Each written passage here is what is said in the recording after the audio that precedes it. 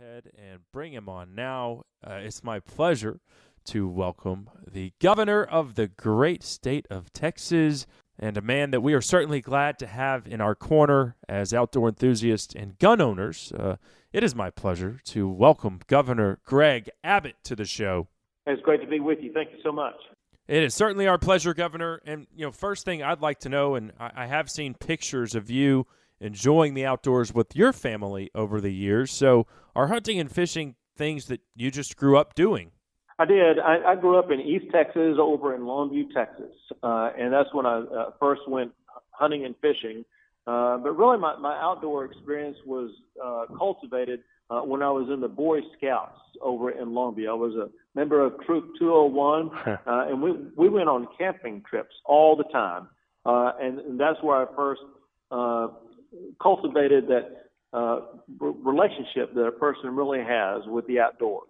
Wow. Okay. So Boy Scouts was kind of the instrumental force in teaching you to love and appreciate the great outdoors. Yeah. When you go out camping and do an overnight camp out, when you put up your own tent, when you sleep on the ground, when you cook over an open fire, when you do hiking and other outdoor activities, you really get connected to the land. And, land is so incredibly important to us Texans.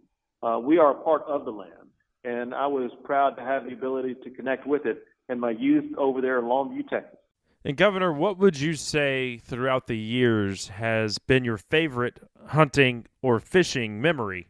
I have a lot of fond outdoor memories going all the way back to my youth.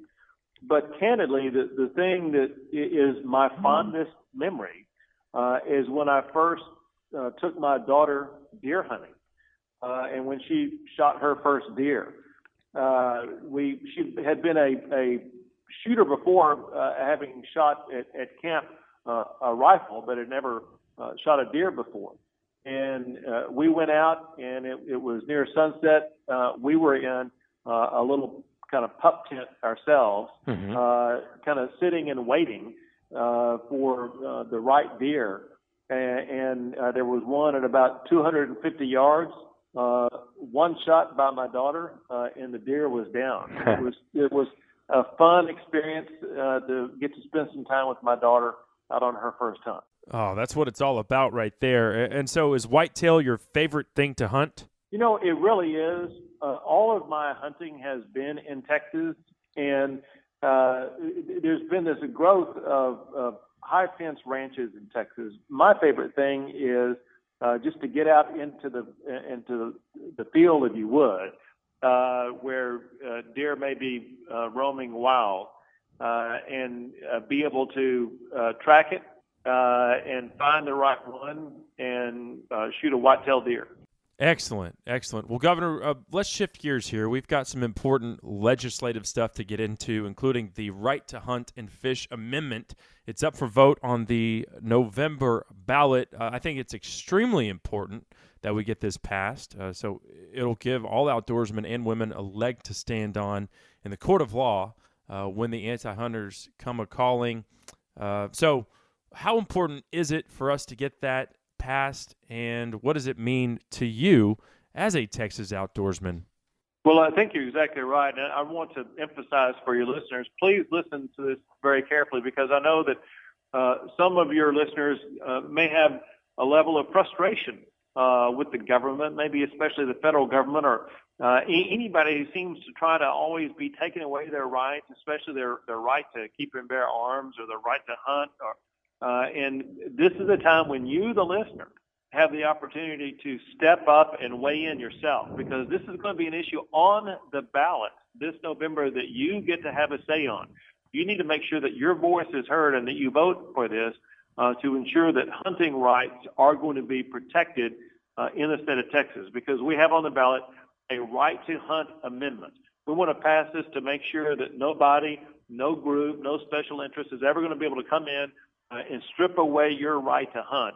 Hunting is synonymous with the state of Texas, and we need to make sure that we keep it that way by passing this right to hunt amendment, keeping Texas the best place in the nation to exercise your hunting rights.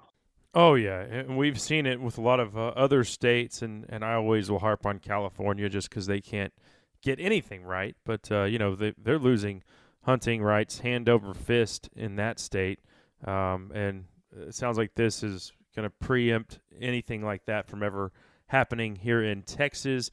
But let's also get into open carry because that is one of the first things that came across your desk, and I know that you were very enthusiastic about getting that passed into law, and of course it'll go into effect at the beginning of 2016. Yeah, it's one of the things I campaign on also. I'm a big Second Amendment advocate, and I think that living up to the true meaning of the Second Amendment means that a person is allowed to carry openly. And so I'm proud that Texas got more into the mainstream of states in the country by passing the open to carry law. Well, obviously, it's great to be able to exercise that right, if you do have a permit to do so in Texas. But what effect do you think open carry might have on crime or potential crime? And I know that you probably don't have those statistics at your fingertips, but do you think it will have an effect on it? Well, it could have a slight decrease.